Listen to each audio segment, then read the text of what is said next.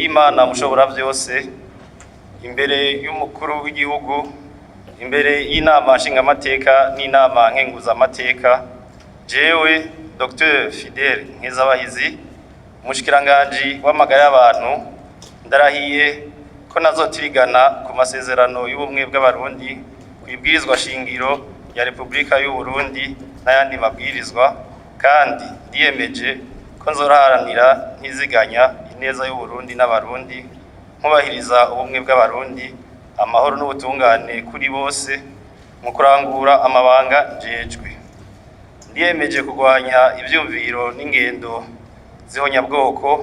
gugumirana, guharanira no guteza imbere agateka kazina muntu nako abenegihugu bose.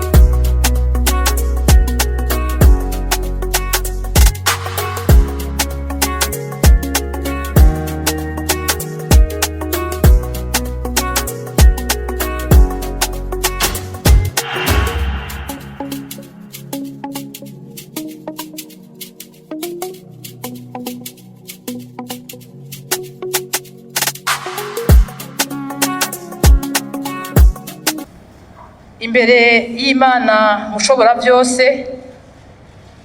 imbere y'umukuru w'igihugu, imbere y'inama nshingamateka n'inama nkenguzamateka, jewe ambasaderi Evelyne BUTOYI, Umushikiranganji wo kumenyesha amakuru n'ibimenyesha amakuru, ndarahiye ko ntazotirigana ku masezerano y'ubumwe bw'abarundi, kwibwirizwa shingiro rya Republika y'u Burundi n'ayandi mabwirizwa, kandi ndiyemeje ko nzoharanira ntiziganya ineza y'u Burundi n'abarundi, nkubahiriza ubumwe bw'abarundi, amahoro n'ubutungane kuri bose mu kurangura amabanga njejwe. Ndiyemeje kurwanya ivyiyumviro n'ingendo zihonyabwoko no gukumirana, guharanira no guteza imbere agateka kazina muntu nako abene gihugu bose.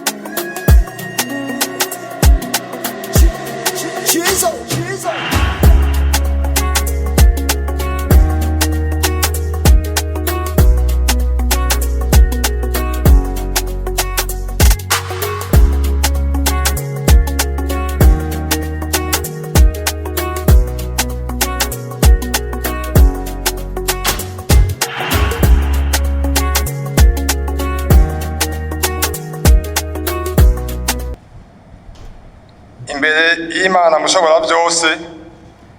imbere y'umukuru w'igihugu, imbere y'inama nshingamateka n'inama nkenguzamateka, jewe Ir Egide NIJIMBERE, Umushikiranganji w'inyubako, uburaro rusangi, ugutwara abantu n'ibintu hamwe n'ibikoresho, ndarahiye ko ntazotigana ku masezerano y'ubumwe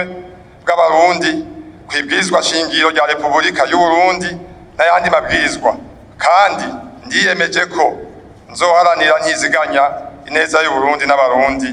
nkubahiriza ubumwe bw'abarundi, amahoro n'ubutungane kuri bose,